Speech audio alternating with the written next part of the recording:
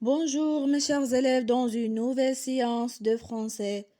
Comme toujours et avant de commencer notre séance d'aujourd'hui, je vais vous dire que j'espère que vous allez très bien et que vous êtes en bonne santé et que toutes vos circonstances vont bien. Comme toujours aussi mes élèves, avec vous votre maîtresse Ahlam qui vous enseigne à l'école de Debouni. Alors aujourd'hui on est le 25 juin 2020 et comme vous savez mes élèves, nous sommes à la 4e semaine pour notre soutien concernant tout le programme annuel. Et aussi, c'est la dernière semaine pour le soutien concernant le programme annuel. Exactement, c'est la semaine du soutien de lexique. Donc, dans cette séance, on va faire des activités de soutien ou bien des exercices en ce qui concerne les deux dernières unités, lesquelles sont l'unité 10 et 11.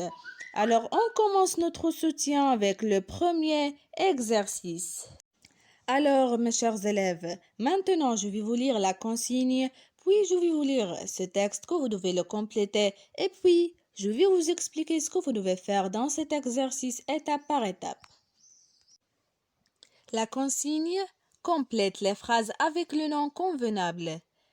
Le texte: j'ai mal à une dent, je vais aller chez le dentiste. La deuxième phrase: les enfants boivent du lait le matin. La troisième phrase: quand il fait chaud, il faut boire de l'eau. Le bateau a jeté l'encre dans le port. Donc, comme vous voyez, vous avez ici un texte ou bien 4 phrases. Chaque phrase contient deux noms ou bien deux homonymes. Qu'est-ce qu'un homonyme? Ou bien les homonymes sont des mots qui ne s'écrivent pas de la même manière mais se prononcent de la même façon. Alors, comme vous voyez ici, chaque phrase contient deux homonymes. Alors, vous devez choisir un homonyme qui convient le sens de chaque phrase.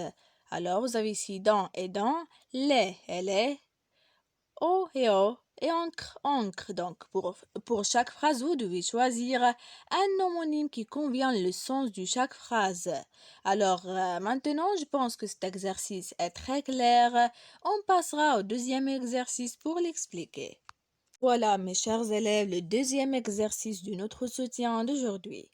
Et comme toujours, on commence par la consigne. Trouve les homonymes du mot foie, cou, pouce et lac. Alors, comme vous voyez, vous avez ici 4 mots.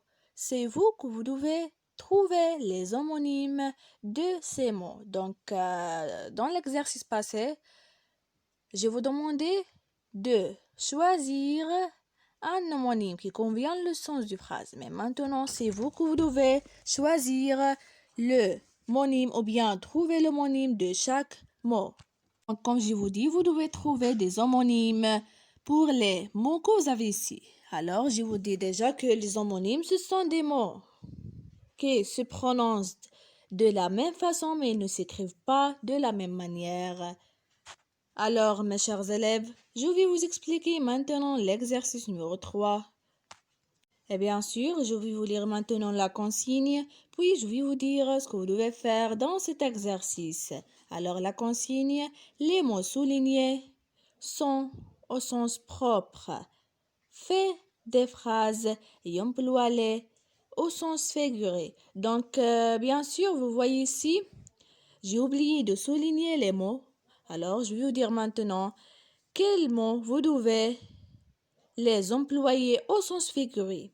D'accord. Alors, je vais vous lire maintenant les phrases. J'ai perdu la clé de la maison. J'ai mal à la tête. Et la troisième phrase, le renard a une longue queue.